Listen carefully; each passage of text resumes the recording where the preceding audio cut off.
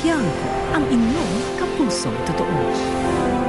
Gaano ba kahirap para sa isang magulang ang walang maihanda sa kanilang hapagkainan? Paano rin ang pag-aaral ng mga bata kung ang sikmura ay kumakalam?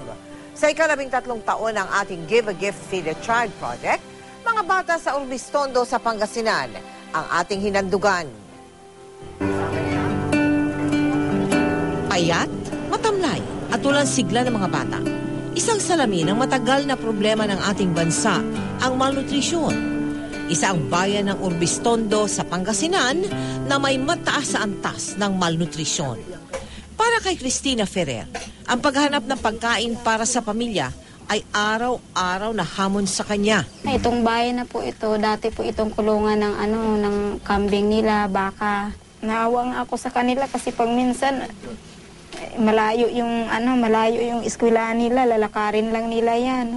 Tinadtad na kapirasong luya na hinaluan ng suka ang madalas niyang ipakain sa mga anak.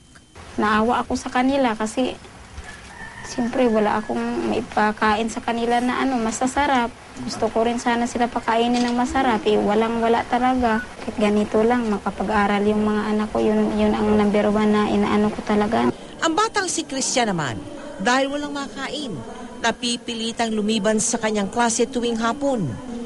Dahil sa kanilang kondisyon, nagtungo ang GMA Kapuso Foundation sa Urbistondo para sa Give a Gift, Feed a Child project. Maagang pinaghandaan ng lahat. Ang mga bata hindi maitago ang pagkasabik sa ating maagang regalo para sa kanila.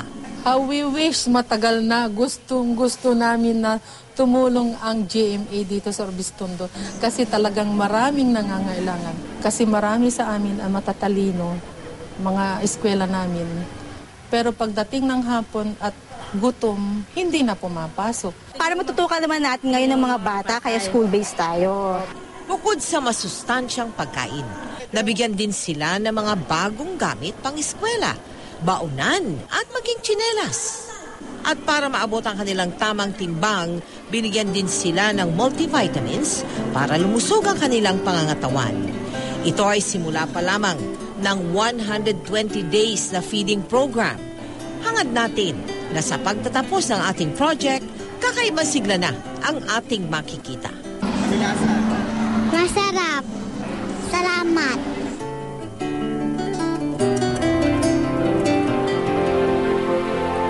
Kasalukuyang nasa ikatlong linggo na po tayo ng ating feeding project para sa halos 300 bata sa Urbistondo.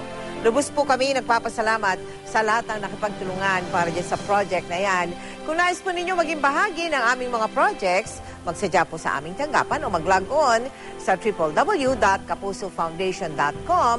Samantala, muli po kaming kumakatok sa inyo, nag-aanyaya, mag-donate ng dugo. Yan po ay sa darating na August 24. Darating na Biyernes na po yan sa ating taunang bloodletting project. Kung kayo po ay 18 hanggang 65 taong gulang, may timbang na hindi bababa sa 110 pounds o 50 kilos, walang high blood pressure at hindi anemic. O sama nyo, no? Inyong mga kaibigan, mga kaklase, mga katrabaho at iba pang miyembro ng pamilya, magtungo po sa Evergotesco Ortigas Complex sa Pasig mula alas 8 ng umaga hanggang alas 6 ng hapon. Inuulit ko po, sa Ortigas po ang ating taunang bloodletting project at hindi sa Commonwealth. Kaya kayong lahat ay aking inaayayahan, magkita-kita po tayo doon sa darating na Biyernes.